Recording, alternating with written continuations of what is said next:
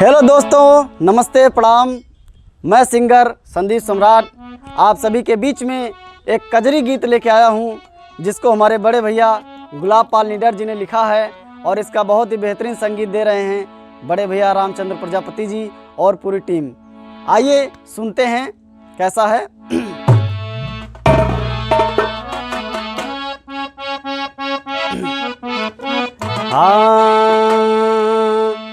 अरे सावन का महीना था और पानी बरस रहा था। अरे बादल गरज रहा था, बिजली कड़क रही थी। इसी में मैं बिस्तर पे पड़ा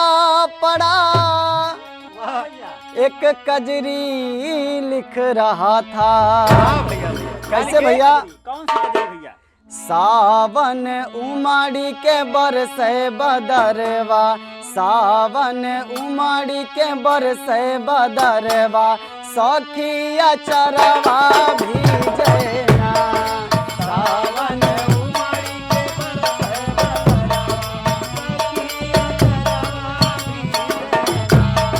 सावन उमड़ी के बरसे बदरवा, सखिया चरवा भीजे ना।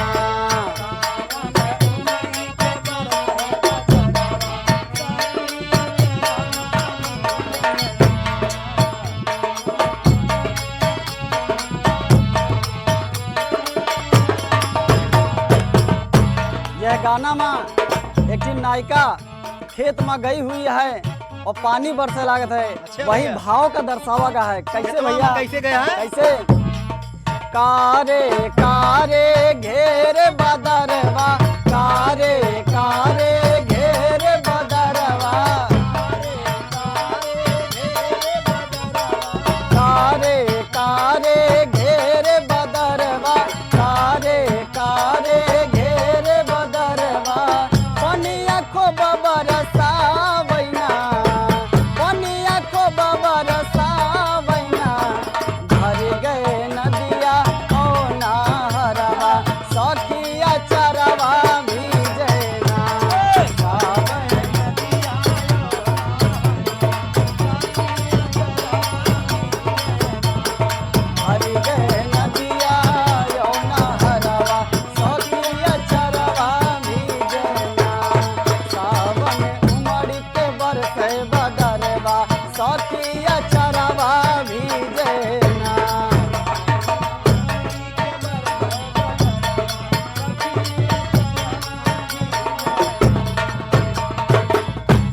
भैया गांव के दृश्य है।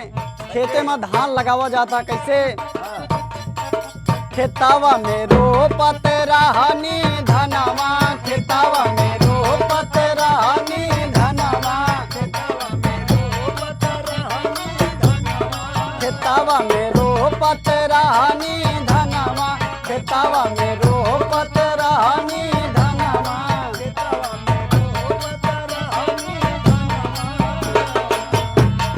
चमक बिजुरिया न भावे मोरे मनवा, चमक बिजुरिया न भावे मोरे मनवा,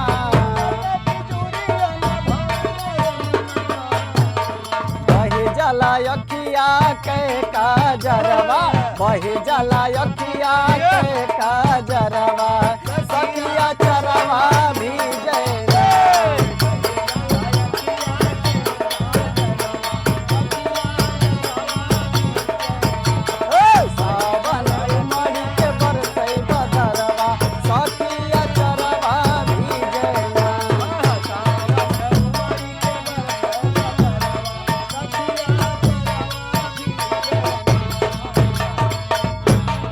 भैया जब ये गाना के नायिका खेते में धान लगावत है। गाना के लड़का नायिका?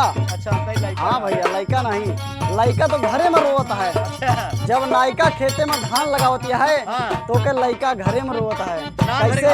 हाँ भैया, इनकी बराबर। अरे इनसे तो भैया बहुत बड़ा नाम है। अरे घरवा में रोवत होई है लाला नामा,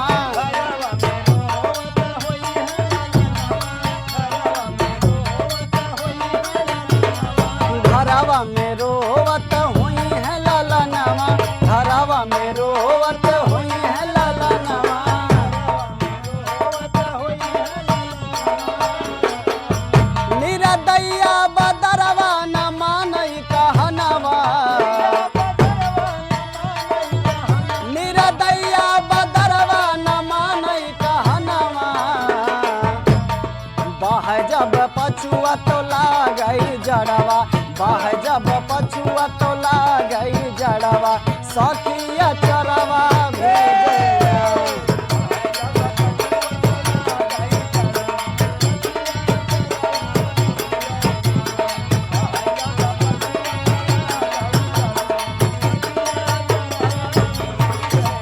अरे सावन उमड़ी के बरस बदरवा, सावन उमड़ी के बरस बदरवा, सखिया चरवा भीजेला।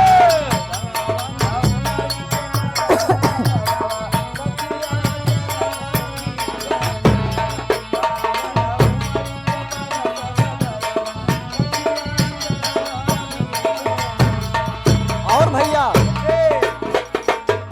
उनके पति देव हाँ, परदेश में बसा है भैया। कैसे? अरे रामचंद्र संयम मोरे बसेले सहारावा,